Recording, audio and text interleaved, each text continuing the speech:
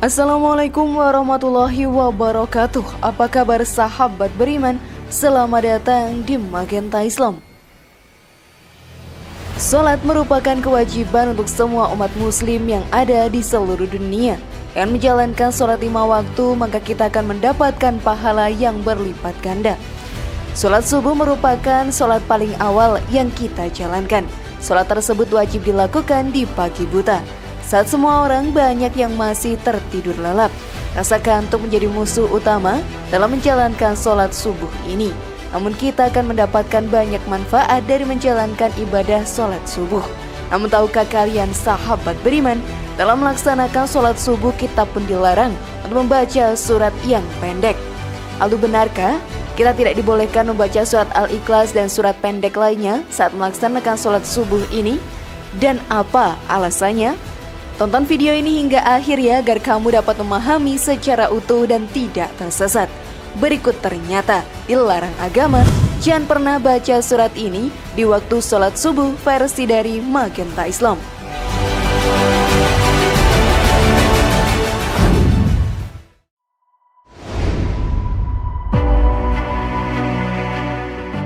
Sholat subuh menjadi salah satu ibadah yang banyak tantangannya untuk melaksanakannya. Setan terkutuk menggoda kita dengan rasa malas dan kantuk yang membuat setiap umat muslim enggan untuk melaksanakan sholat subuh ini. Tidak sedikit orang yang mengabaikan sholat subuh.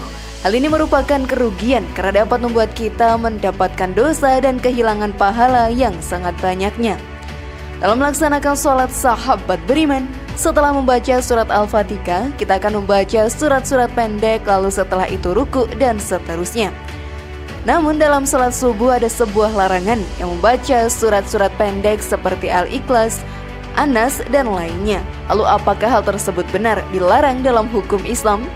Apakah sah sholat kita jika saat sholat subuh membaca surat-surat pendek? Kalian juga bertanya-tanya sekarang? Maka mari kita bahas lebih dalam. Namun sebelum lanjut, klik dulu tombol loncengnya supaya kita tetap bertebar syiar melalui channel ini. Mari berbagi pengetahuan dan ilmu yang bermanfaat. Amin ya robbal alamin.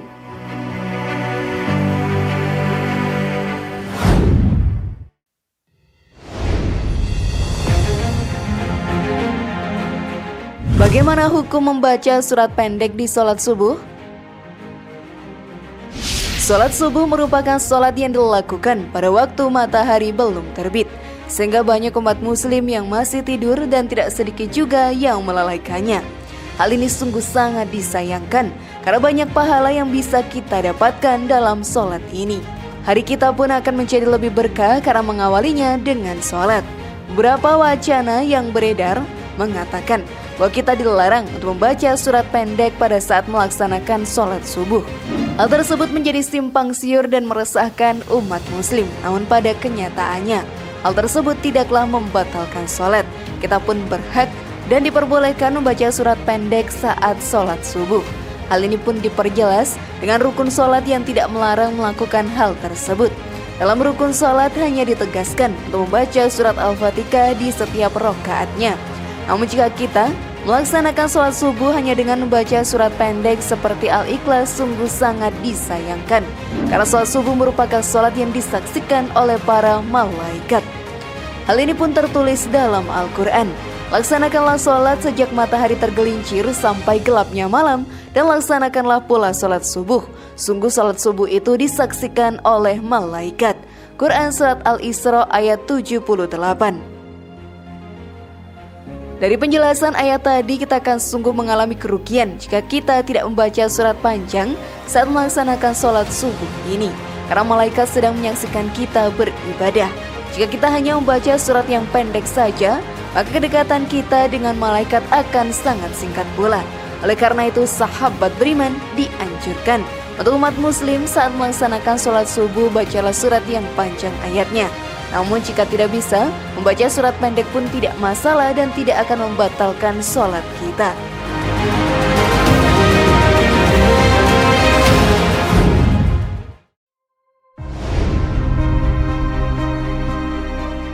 Keutamaan sholat subuh. Banyak rintangan untuk melaksanakan sholat subuh ini. Rasa kantuk salah satu ujian terberat. Namun jika kita memiliki niat yang kuat, segala rintangan pasti bisa diatasi dengan mudahnya. Banyak keuntungan yang akan kita dapatkan dari melaksanakan sholat subuh ini. Salah satunya adalah mendapatkan pahala yang melimpah. Ketika kita berhasil melaksanakan sholat subuh, maka kita akan mendapatkan pahala sebanyak pahala melakukan sholat 1 malam penuh. Hal ini pun dijelaskan dalam hadis. Barang siapa yang sholat isya berjamaah, maka seakan-akan dia telah sholat setengah malam.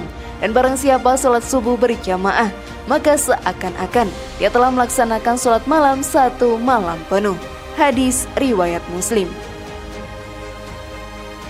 Allah juga sudah menjanjikan surga kepada para hambanya yang rajin menunaikan sholat subuh setiap harinya. Hal ini pun juga tertulis dalam sebuah hadis. Barang siapa yang sholat 2 waktu yang dingin maka akan masuk surga. Hadis riwayat Al-Bukhari.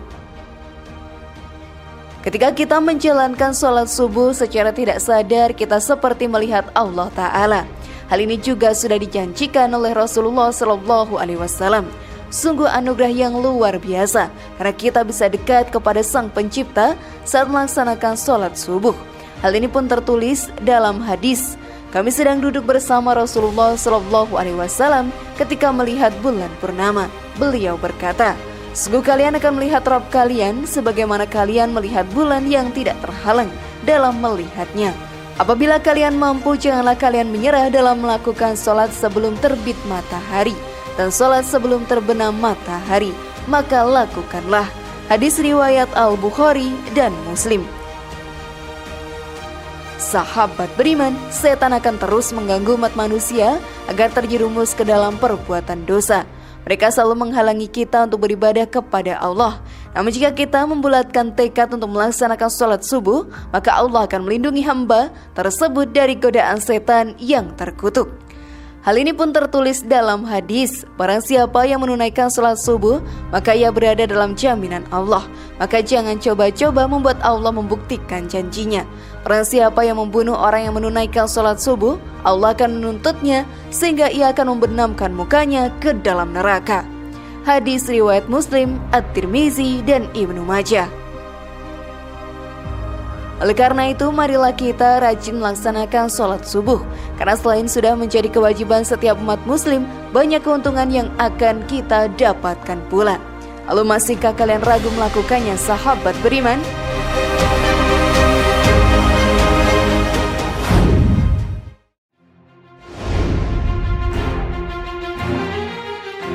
Waktu terbaik membaca surat Al-Ikhlas. Sholat subuh menjadi sholat yang spesial untuk umat muslim.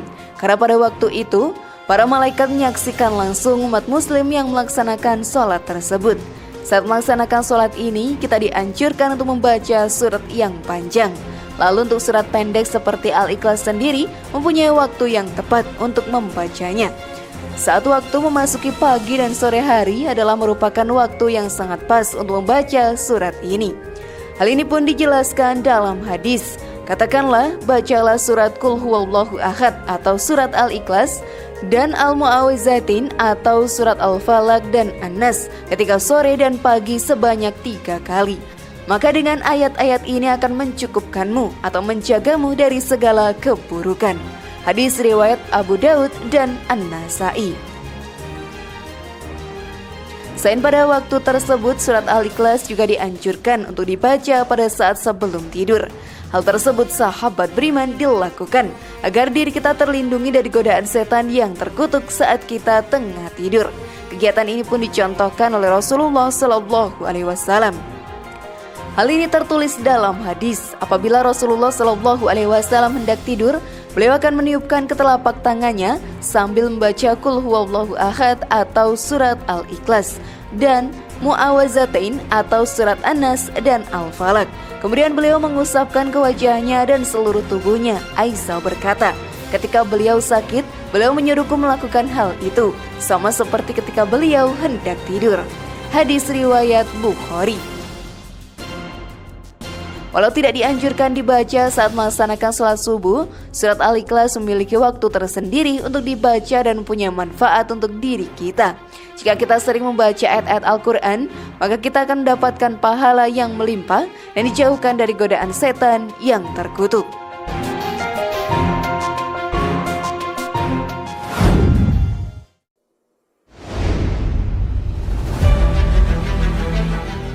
Bagaimana sahabat beriman? Sudah pahamkah kalian? Semoga informasi tadi bermanfaat ya dan buat kita berpikir lebih bijak. Sekali lagi mari membangun Magenta Islam ini dengan cara klik tombol subscribe, like, share, dan aktifkan tombol loncengnya. Wassalamualaikum warahmatullahi wabarakatuh. Dan jangan lupa tonton video yang lainnya.